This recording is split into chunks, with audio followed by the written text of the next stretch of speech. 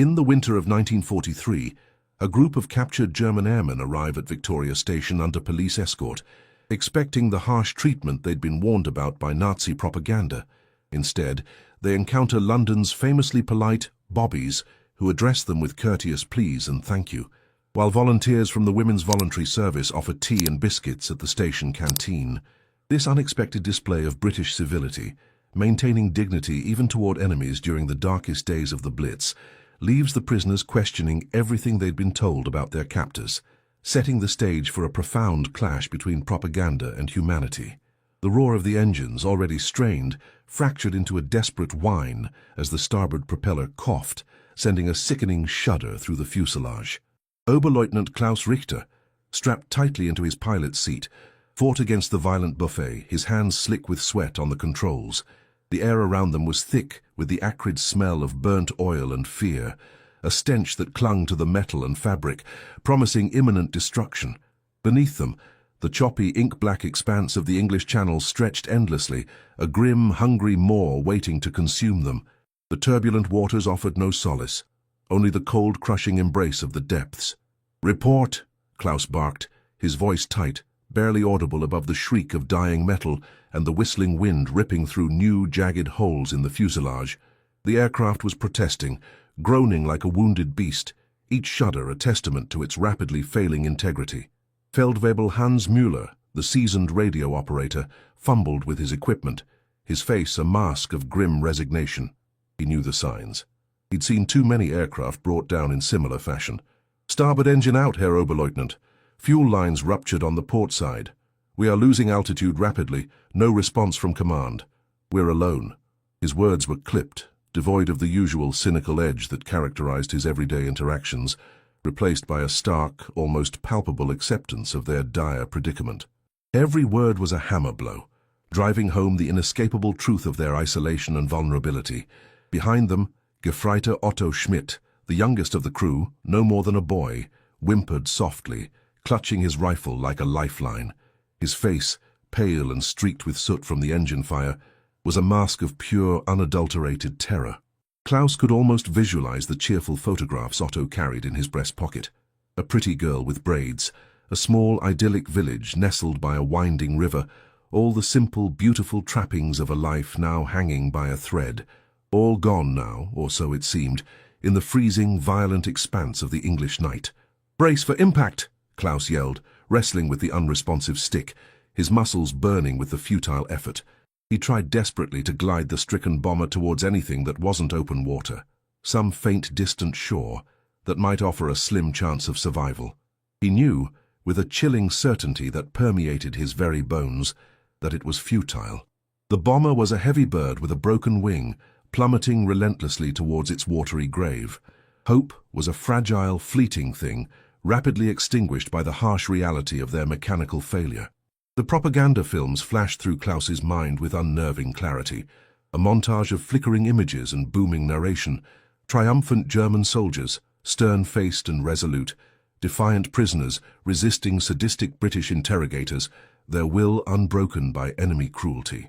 He recalled the ceaseless drumbeat of broadcasts from Dr. Goebbels, painting vivid pictures of the depravity and barbarism of the British enemy, their inherent perfidy and vengeful nature.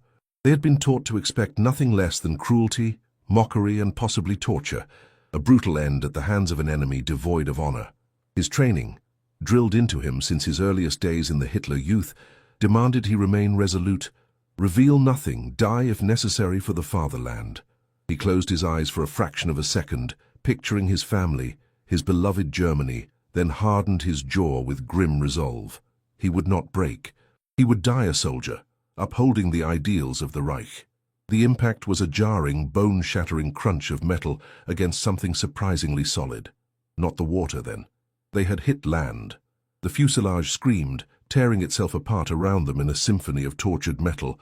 Then a sudden, deafening silence descended, save for the insistent ringing in his ears and the groan of straining metal nearby. He was alive. Miraculously, impossibly, they all were, albeit shaken, battered, and covered in grime. Slowly, painfully, Klaus unbuckled himself, every muscle protesting, every joint aching from the violent deceleration. He could feel the cold, damp air seeping through the mangled aircraft, carrying with it the scent of churned earth and damp grass. He helped Hans and Otto extricate themselves from the wreckage, their movements clumsy and disoriented. Otto was sobbing, a quiet, guttural sound that spoke volumes of his terror, tears mixing with the grime on his young cheeks. "Control yourself, Schmidt," Klaus snapped, his own voice hoarse with shock and exertion. "Remember your duty. Remember who you are." The words were meant to be a command, a reminder of their military discipline, but even to his own ears they sounded a little hollow, a little desperate. Hans clapped a hand on Otto's shoulder, a rare, uncharacteristic gesture of comfort from the usually detached radio operator. "We're alive, lad. That's something." His tone was pragmatic, focusing on the undeniable fact of their survival amidst the wreckage. They stumbled out into the pre-dawn gloom. The air was frigid, biting, carrying a damp chill that promised a miserable night. The mangled remains of their bomber lay strewn across a dark, windswept field, a grotesque monument to their failed mission. The faint, jagged shadow of a cliff rose ominously to their left, a silent witness to their crash. The smell of aviation fuel, damp earth, and salt spray filled the air, a potent cocktail of disaster and nature. They were on English soil, the enemy's land. The reality of their situation pressed down on them, heavy and suffocating. Movement. Figures emerged from the darkness, silhouettes against the faintest hint of grey in the eastern sky. Local home guard, perhaps, or coastal patrols. Their voices, harsh and unintelligible, carried on the cutting wind, sharp and commanding. Rifles were raised, glinting faintly in the gloom. "Hands up! Don't move!" The English words were unmistakable, even to their non-native ears. Klaus raised his hands slowly, a metallic taste in his mouth, a mixture of fear and adrenaline. This was it. The first taste of British vengeance. He braced himself, his mind already constructing a narrative of resistance and defiance. He would give them nothing. He would show them the unyielding spirit of a German soldier, a representative of the superior race even in defeat. Hans merely sighed, a tired, defeated sound that spoke of years of conflict and disillusionment. Otto, trembling violently, mirrored Klaus's movements, his eyes wide with fear, a stark reflection of his deepest anxieties. The British soldiers, armed and wary, quickly moved in, disarming them, patting them down roughly, their faces grim and unwelcoming. There was no outright malice, no overt cruelty, but an undeniable firmness, born of wartime necessity and adrenaline. They were led away, the sounds of their own boots crunching on the frosty ground, the only sound beyond the distant, mournful cry of seagulls, a lonely lament on the bleak coast. The next hours blurred into a chilling sequence of events, a disorienting progression of capture and transit. They were marched for a time, their limbs aching from the crash and the cold, then driven in a dark, canvas-covered lorry, jostling uncomfortably over uneven, unfamiliar roads. The language barrier was a thick, impenetrable wall, isolating them further in their defeat. Curt commands, sharp gestures, an absence of explanation or pleasantries. Just the cold, hard reality of capture, dehumanizing in its efficiency. Klaus clung to his convictions, his mind a fortress against what he believed was coming, steeling himself for the inevitable. This was merely the overture, he told himself. The true savagery would begin when they were softened up, when their initial shock wore off. He pictured dark, windowless rooms, bathed in the blinding glare of interrogation lamps, a relentless torrent of questions designed to break even the strongest will. This was the enemy his Führer had described. Cunning, brutal, hypocritical, driven by an insatiable desire for revenge. Eventually, they found themselves on a train, a small, cramped compartment shrouded in the perpetual gloom dictated by blackout conditions. The air within was stale, thick with the scent of old fabric and faint disinfectant. The rhythmic clang of the wheels on the tracks was a monotonous, unsettling sound, pulling them deeper into the unknown, further into enemy territory. They were bound, but not tightly, their movements restricted but not painful. Their guards were a few stoic British military police escorts, their faces impassive. They sat opposite them, silent, watchful, their presence a constant reminder of their captive status. They offered thin, hard biscuits and a mug of lukewarm water, placing them on the seat between them with a detached indifference. No eye contact, no conversational exchange, only a gruff, almost reluctant "eat" delivered in a flat, unyielding tone. Klaus watched the biscuit crumble in his hand, a dry, tasteless offering that felt like ash in his mouth. He forced himself to eat, conserving every ounce of energy for the trials ahead, for the mental battles he was sure to face. He studied the faces of the MPs, stony, unreadable, like statues carved from granite. He tried desperately to discern any hint of the depravity promised by Dr. Goebbels, any flicker of sadistic anticipation in their eyes. He saw none, only weariness etched into their features, the tired lines around their eyes speaking of long hours and thankless duties. Perhaps they were merely actors, he thought, part of a calculated psychological game designed to lower their guard. The British were known for their cunning, for their deceptive tactics. Hans, however, was less ideological, more driven by immediate physical needs. His stomach, which had been gnawing at him for hours, demanded sustenance. He munched his biscuit without hesitation, his gaze sweeping over their surroundings, taking in every detail, every nuance of their captor's behavior. Otto, slumped in his seat, nibbled at his eyes darting nervously between his captors and the impenetrable darkness outside the window, visible only as a faint, blurry outline where the blackout curtain didn't quite meet. He missed his mother's cooking, the comforting scent of fresh bread from the village bakery, the familiar sounds of home. The thought of it brought a fresh wave of despair, a profound homesickness that was almost physically painful. The journey seemed endless, a timeless progression through an unfamiliar landscape. Hours bled into one another, marked only by the growing stiffness in their limbs, the persistent clang, clang, clang of the train, and the gnawing uncertainty of their destination. Klaus's mind churned with frantic energy, rehearsing his responses, his denials, fortifying his ideological defenses. He was a soldier of the Reich. He would not betray his comrades, his nation, his Führer. He would remain steadfast, a beacon of loyalty in the face of the enemy.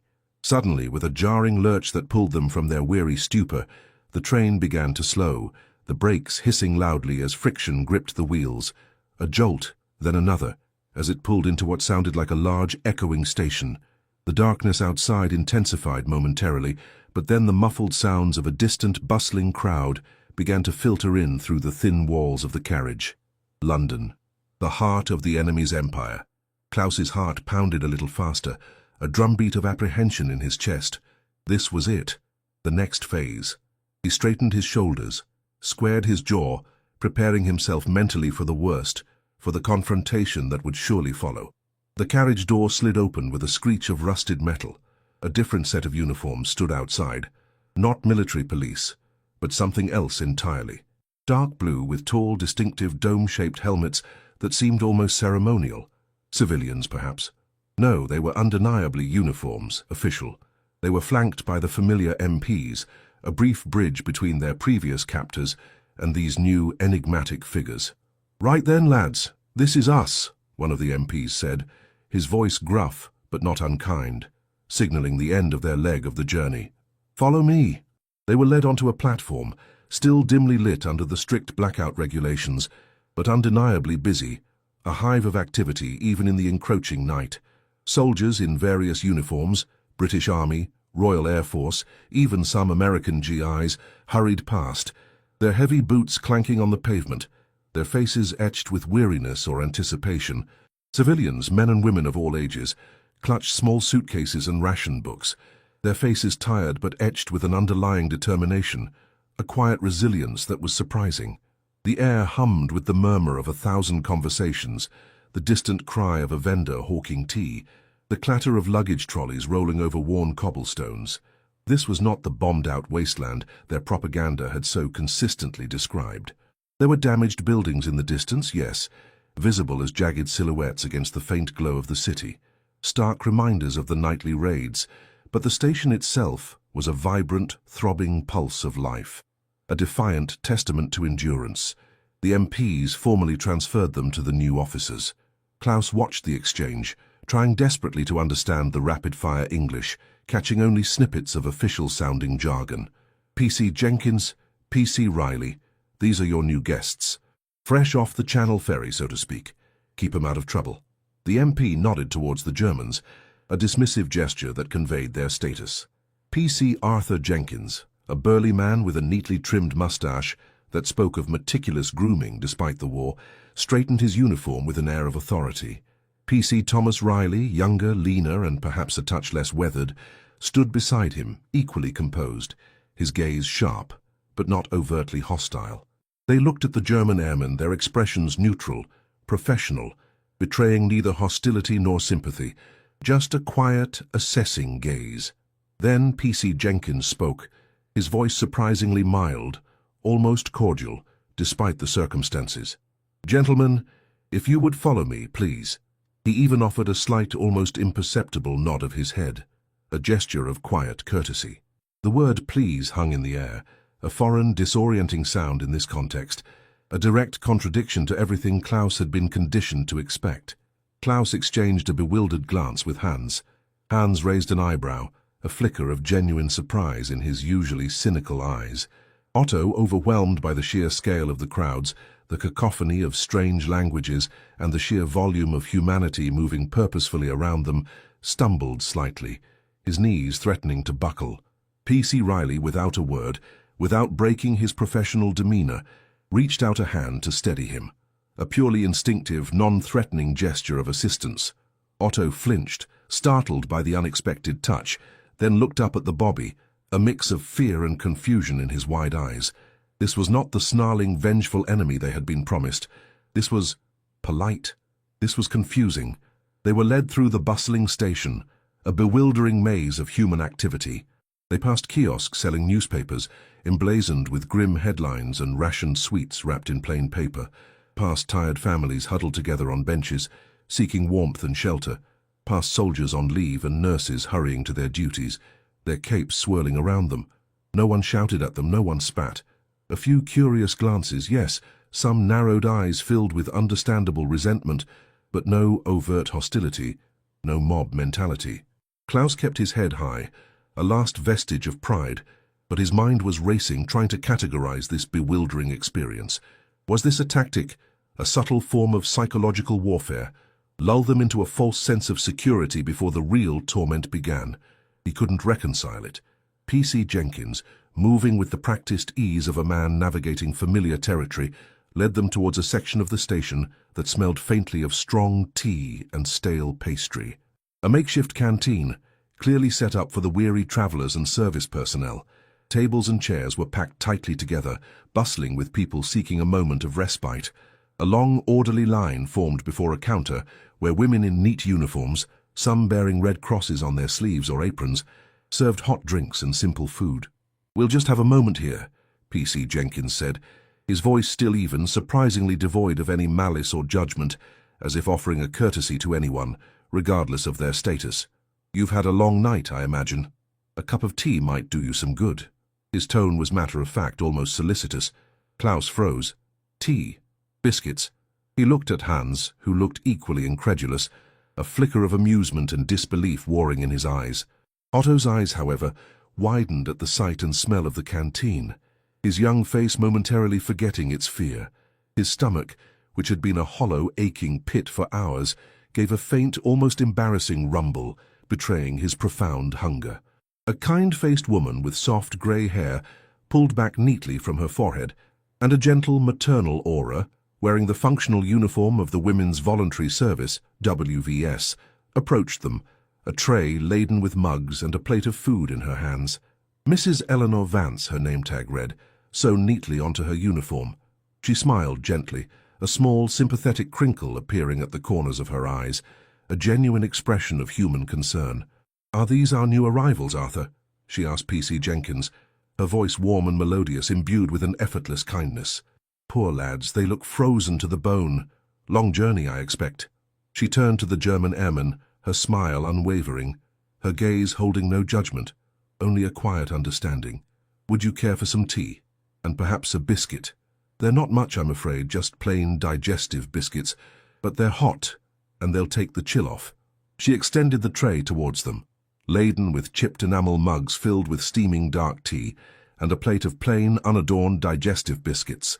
Klaus stared at the offering as if it were a bomb, a lethal device designed to shatter his mental fortitude. He had rehearsed resistance, defiance, stoicism in the face of brutality, maintaining the rigid discipline of a German officer. He had prepared for fists, for insults, for cold, damp cells. He had not, in any of his extensive training or ideological conditioning prepared for tea and biscuits, offered with such unassuming kindness. "No, thank you," he managed, his voice stiff, sounding unnatural even to his own ears, refusing to break character, refusing to accept the perceived weakness of compassion from the enemy. This had to be a trick, a test, a carefully laid trap. Hans, however, was less ideological, more driven by immediate, visceral need. His stomach was screaming at him, a physical demand that superseded any ideological purity. He hesitated for a moment, his eyes weighing the political implications against the undeniable pangs of hunger. Then, with a slow, deliberate movement that seemed almost an act of rebellion, he reached out and took a mug of tea. The warmth instantly seeped into his chilled fingers, a comforting sensation that momentarily banished the cold. He took a cautious sip. It was strong, sweet, and surprisingly comforting, a welcome antidote to the night's ordeal. He then reached for a biscuit, his gaze meeting Mrs. Vance's, a silent acknowledgement of her unexpected generosity. Otto, watching Hans's pragmatic acceptance and utterly famished, his young body exhausted and depleted, couldn't resist. He tentatively took a mug, his hands trembling slightly, then a biscuit, his movements shy and hesitant. He looked up at Mrs. Vance, a silent, bewildered gratitude shining in his wide eyes. Mrs. Vance simply smiled back, a genuine, maternal warmth radiating from her, a stark contrast to the grim reality of their situation. "That's it, dear. Drink up," she murmured, her English soft and soothing, a comforting balm to Otto's raw nerves. "You'll feel better for it." Klaus watched them, a knot of confusion tightening in his chest, making it difficult to breathe. His comrades, German soldiers, proud representatives of the Reich, were accepting comfort from the enemy. He felt a surge of anger, then, unexpectedly, a profound sense of disorientation that shook him to his core. The tea, the biscuits, the simple politeness. It was an insidious assault on his every preconceived notion, an unmaking of the ideological foundations upon which his entire worldview rested. His mind struggled desperately to process this stark incongruity. The monster his propaganda had painted, the barbaric, vengeful enemy, wouldn't offer tea. It wouldn't say please. It certainly wouldn't offer a sympathetic smile to a captured foe. He looked at P.C. Jenkins, who was observing the scene with a placid, almost detached expression, his gaze calm and unwavering.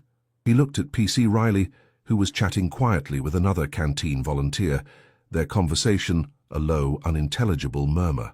Their faces were not filled with hatred or scorn, not twisted by the kind of vengeful fury he had been told to expect. They were merely doing their job, it seemed, with an unexpected and unsettling degree of decency. The noise of the canteen, the clatter of cups and saucers, the murmur of British voices, the smell of cheap tea and cigarettes, the distant strains of a radio playing a popular wartime tune. It all swirled around Klaus, creating a disorienting, almost hallucinatory haze. He felt strangely vulnerable, his carefully constructed ideological armor beginning to show hairline cracks under the relentless assault of simple human kindness. The warmth of the tea, the simple, plain taste of the biscuit that Hans and Otto were now consuming with quiet desperation. These were not weapons of war, but acts of basic human kindness that cut deeper than any barbed wire fence, more effectively than any interrogation technique. After a few minutes, which felt like an eternity of agonizing internal turmoil for Klaus, P.C. Jenkins gently cleared his throat, a subtle signal that their brief respite was over. "All right, gentlemen, time to move along." Again the polite address, the courteous phrasing. "Finish your tea if you like." Otto quickly drained his mug, clutching the last crumbs of his biscuit in his palm, savoring the taste. Hans wiped his mouth with the back of his hand, a small, almost imperceptible nod of gratitude to Mrs. Vance, a gesture that spoke volumes. Klaus, still rigidly standing, his mug of tea untouched on the tray, felt a strange flush rise to his cheeks. He hadn't touched the offered refreshments. It felt like a defeat somehow, a capitulation to the enemy's baffling generosity. They were led out of the bustling, unexpectedly warm canteen, leaving behind the fleeting comfort and the utterly bewildering kindness. The station, though still active and vibrant, seemed quieter, less intimidating now that the initial shock had passed, as if the unexpected encounter had softened its harsh edges. As they walked through the crowds, Klaus's thoughts were a tangled, chaotic mess, battling against the new, unwelcome data his senses had absorbed. "It's a trick, isn't it?" he muttered to Hans, his voice low, desperate to reassert his original narrative. "A softening-up tactic. They want to confuse us, make us complacent before the real interrogation begins. They're trying to break our will with kindness." Hans, however, merely grunted, his eyes fixed ahead. "If it's a trick, Oberleutnant, it's a damned good one. And I've had worse tea from our own quartermaster." He paused, a flicker of a smile playing on his lips. A rare sight. "And better biscuits, to be fair, but the point stands." He glanced back at P.C. Jenkins, who walked a few paces behind them, his expression as unreadable as ever. They didn't have to offer us anything. The implication hung heavy in the air. They chose to. Otto, still slightly dazed by the rush of events and the strange kindness he had just received, nodded silently. He couldn't articulate his thoughts, but the taste of that biscuit, the warmth of the tea, the gentle smile of Mrs. Vance, it had pierced something deep inside him, something the endless hours of propaganda had tried to calcify, to make immune to human connection. He had been taught that the English were cold, calculating, and inherently cruel. This encounter, this brief interlude of unexpected humanity, defied every lesson, every carefully constructed image. They were escorted to another vehicle, a closed van this time, its interior smelling faintly of diesel and damp canvas. It would take them out of London and towards a prisoner of war camp, a more permanent abode for their captivity. As they drove through the labyrinthine streets, Klaus peered through a small, grimy window. The city, though visibly scarred by the relentless bombings of the Blitz, was far from destroyed. Buildings stood defiant, their facades blackened but intact. Lights, albeit dim due to stringent blackout regulations, twinkled in the distance, a testament to unyielding life. People went about their lives with a quiet, uncomplaining resilience, their faces set with a grim determination that was both admirable and disconcerting. It was a stark, undeniable contrast to the images of a broken, desperate Britain that Nazi propaganda had ceaselessly broadcast, images designed to bolster morale at home and diminish the enemy. The journey was long, a monotonous hours-long progression punctuated only by the rumbling of the vehicle's engine and the occasional distant drone of aircraft overhead. The guards in the van were as silent and professional as the Bobbies, their presence watchful but not menacing. They offered no insults, no taunts, no words beyond curt instructions. Klaus, despite himself, felt a subtle, almost imperceptible shift in his internal landscape. The relentless hatred, the rigid ideological certainty he had clung to with such fervent conviction, felt less robust now. The simple humanity they had encountered, the unexpected decency, was like a subtle solvent, slowly and insidiously eroding the hardened foundations of his beliefs. He saw the others too, and wondered if they felt the same unsettling shift. Hans, usually so guarded, so cynical, seemed lost in thought, a pensive frown etched on his face, his gaze fixed on some unseen point in the darkness. Otto, exhausted by the emotional and physical ordeal, had eventually succumbed to sleep, his head lolling uncomfortably against the side of the van. But even in sleep, a faint flicker of confusion lingered on his young features, a residual trace of the bewilderment he had experienced. When they finally arrived at the prisoner of war camp, it was deep in the night, the world wrapped in a blanket of darkness. The camp, surrounded by formidable barbed wire fences and looming watchtowers, was stark and functional, illuminated by harsh, strategic spotlights. It was not the dungeon Klaus had half expected, nor the torture chamber that propaganda had promised, but it was certainly not a haven. They were processed efficiently, their remaining personal effects catalogued, their uniforms exchanged for drab British-issue clothing, a final symbolic stripping away of their military identity. The camp guards were firm but fair, their instructions delivered in clipped English, emphasizing rules and regulations. No violence, no abuse, just the stern adherence to the Geneva Convention's guidelines. It was regimented, impersonal, but undeniably humane. Klaus found himself lying on a thin, uncomfortable mattress in a crowded barrack, the unfamiliar sounds of snoring and the distant cries of nightbirds filtering through the thin walls. Sleep eluded him, his mind a whirlwind of conflicting thoughts and images. The memory of Mrs. Vance's gentle smile, the steaming mug of tea, the precise feeling of the warmth spreading through his chilled fingers, even though he hadn't drunk it. The disorienting politeness of P.C. Jenkins's pleas, it replayed in his mind, an insistent, disquieting loop that refused to be silenced. He had expected the enemy to be monstrous, to confirm every vile accusation hurled against them by the party. He had prepared to hate them, to despise their perceived weakness, to resist their cruelty with every fibre of his being. But how could he hate kindness? How could he despise simple human decency, offered freely and without expectation of reward to a captured foe? The propaganda had painted a vivid picture of a nation on the brink of collapse, a people consumed by hatred and desperation, on the verge of succumbing to the might of the Reich. Yet they had offered tea, they had offered biscuits, they had offered politeness.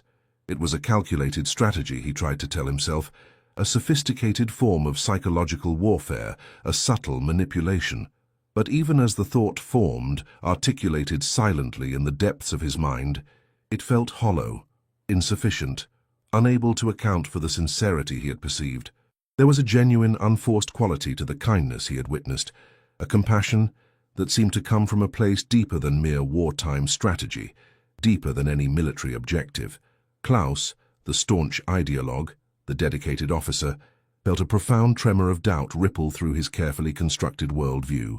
If the enemy was not the monster he had been taught to believe, if they were capable of such unexpected, disarming acts of humanity, what did that say about his own side, about the truths he had so fiercely defended, the righteousness of his cause? The seed of uncertainty, planted by a simple biscuit and a polite word, began to sprout in the fertile ground of his weary mind, nourished by the unsettling contrast between expectation and reality. It was a more potent weapon than any interrogation, a more destabilizing force than any physical hardship.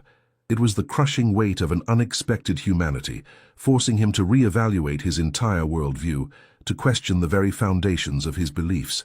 The war, which had always seemed a clear-cut battle between good and evil, now blurred into 1,000 shades of grey, a complex tapestry of human actions that defied easy categorization.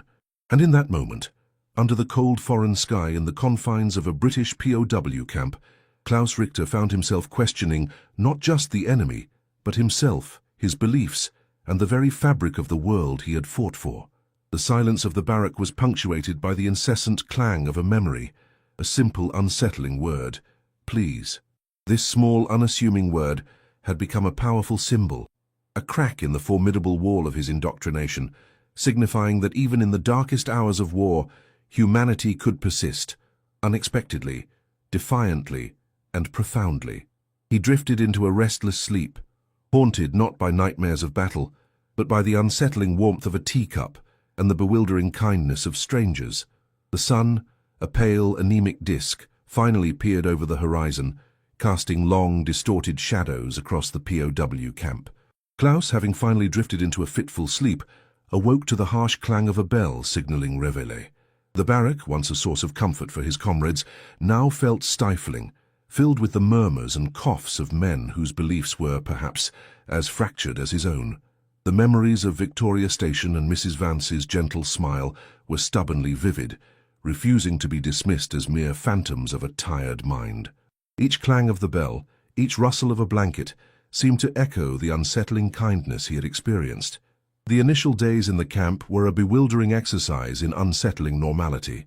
The camp, designated as Stalag XXB, was not the desolate, brutal place of forced labor and constant degradation he had envisioned. It was orderly, surprisingly clean, and governed by a strict but fundamentally fair set of rules. Rations, though meager by German standards, were consistent and sufficient to prevent hunger. There was a basic infirmary, a small library of English books, and even facilities for recreation, a football pitch, a space for card games. Guards patrolled the perimeter and the barracks, their demeanor firm, their instructions clear but never abusive. There were no taunts, no gratuitous displays of superiority, just the quiet, professional execution of duty. This unrelenting adherence to protocol, this baffling respect for international convention, chipped away at the edifice of his indoctrination with the insidious persistence of water-eroding stone. Klaus found himself constantly observing, constantly analyzing. He watched the British guards, young men mostly, some barely older than Otto. They smoked, joked among themselves, but when addressing the prisoners, their faces assumed a mask of cool detachment. He tried to provoke them once, testing the boundaries, questioning an order with a barely concealed sneer. The guard merely stared at him, his gaze unwavering, then repeated the order slowly, distinctly. "Obey the rules, Oberleutnant. It's for your own good." No anger, no escalation, just a calm assertion of authority. It was infuriating in its reasonableness. Hans, ever the pragmatist, adapted quickly. He had always been less ideological, more concerned with survival and practicalities. He found solace in the routine, the predictability. He even engaged in quiet, respectful conversation with some of the guards during work details, exchanging basic phrases, learning snippets of English.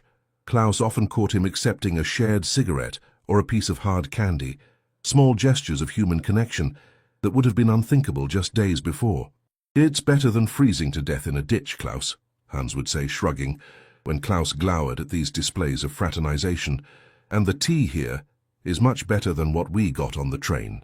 His pragmatism, once a source of annoyance for Klaus, now seemed to highlight the ridiculousness of Klaus's own rigid ideological stance. Otto, less burdened by years of indoctrination, simply accepted the kindness. He was too young, too vulnerable to erect the elaborate mental defenses Klaus maintained. He joined the camp football team, awkwardly kicking the ball around with other German prisoners, his gaunt face occasionally lighting up with a genuine, unforced smile. He even learned a few English words, excitedly telling Klaus about a British guard who had shared a story about his own little brother. Otto's innocence, his simple acceptance of decent treatment, was a constant unspoken rebuke to Klaus's internal struggle. The boy had found comfort where Klaus still sought conspiracy. Weeks blurred into a month. News from the outside world trickled in, mostly from new arrivals or through heavily censored camp newspapers. Sometimes a German propaganda leaflet dropped by a daring Luftwaffe plane would land within the camp perimeter. These leaflets, covered in bold dramatic type, screamed about the imminent collapse of Britain, about the barbaric treatment of German prisoners, about the unwavering resolve of the Reich. Klaus would read them, his eyes scanning the familiar rhetoric, and then look out at the orderly camp, at Hans bartering for an extra piece of bread, at Otto laughing on the football pitch. The words on the page felt like a grotesque parody of reality, a cruel joke played on those who still believed. One afternoon, during a work detail repairing a fence, an elderly British farmer whose land bordered the camp approached them. He held a small basket. "Evening, lads," he said, his voice raspy but kind. "Figured you might be peckish. My missus baked a few extra apples, fresh from the orchard." He offered them to the German prisoners, his gaze devoid of animosity, simply offering a gesture of neighborly goodwill. Klaus, supervising the detail, watched as the other prisoners, including Hans and Otto, cautiously took an apple. The farmer merely smiled, tipped his hat, and ambled away. It was a small act, easily dismissed, but it gnawed at Klaus. Was this farmer also part of the grand British psychological scheme, or was he simply a man sharing his harvest? The question hung heavy in the crisp autumn air. Later that evening, as Klaus lay on his bunk, the flickering light of the single bulb casting long shadows across the barrack, the weight of the evidence became unbearable. The Bobbies, who had said, "Please," the WVS volunteer who had offered biscuits, the fair-minded guards, the orderly camp, the kindly farmer, each interaction was a tiny crack, and now the entire edifice of his indoctrination was crumbling. The monstrous enemy, the vengeful torturers, the decadent, dying nation, all were lies, calculated, insidious lies designed to fuel hatred and blind loyalty. He closed his eyes, pressing the heels of his hands against them, as if to physically push away the horrifying realization. His mind, once a fortress of rigid ideology, was now a battlefield. The enemy wasn't the British, nor the Americans, nor the Russians. The enemy was the lie, the propaganda that had twisted his perception of reality, that had instilled a hatred based on falsehoods. The superior civilization his leaders spoke of had fed him poison, while the inferior enemy had offered tea. The implications were catastrophic, not just for the war but for Klaus himself. He had built his identity on the foundation of those lies, devoted his life to a cause he now realized was predicated on deceit. He had risked his life, seen his comrades die, all for a distorted vision of the world. The realization was more destabilizing than any physical injury, more shattering than any bombardment. He felt hollowed out, adrift in a sea of disillusionment. He thought of the pride he had felt wearing his uniform, the certainty of his mission. Now that uniform felt like a costume, and his mission a tragic farce. He had been so convinced of his moral superiority, so certain of the enemy's depravity. Yet in their captivity, the roles had been reversed. It was the Germans who had been fed the monstrous tales, the British who had shown unexpected humanity. The battle within him now shifted.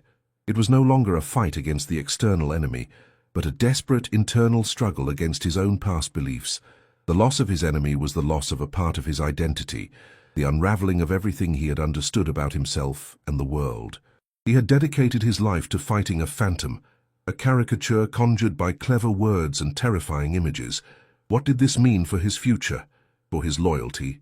He was still a German officer, still bound by his oath, but the oath now felt tainted, hollowed out by the bitter truth. The war, which had once been a noble struggle for survival and destiny, now seemed like a senseless, tragic clash of deluded ideologies. He had seen the truth, not in grand pronouncements or sweeping victories, but in the quiet, unassuming kindness of a few ordinary people, a London bobby, a WVS volunteer, an English farmer. They had, perhaps unintentionally, won a victory far more profound than any battlefield triumph. They had shattered his world without firing a single shot. Lying there in the dark, surrounded by the quiet breathing of his sleeping comrades, Klaus Richter began to understand the true nature of the war. It was not just fought with tanks and planes, but with ideas, with beliefs, and with the potent, often overlooked power of human decency. The propaganda machine had failed him, not because it was weak, but because it had underestimated the simple, persistent strength of ordinary humanity. He closed his eyes, no longer fighting the truth, but trying to comprehend its vast, bewildering implications. The path ahead was uncertain, shrouded in the fog of his shattered convictions, but one thing was clear. He could never again look at the world, or himself, through the same eyes. The invisible battle for his soul, initiated by a simple, polite offer of tea and biscuits, had finally been won, and he was forever changed.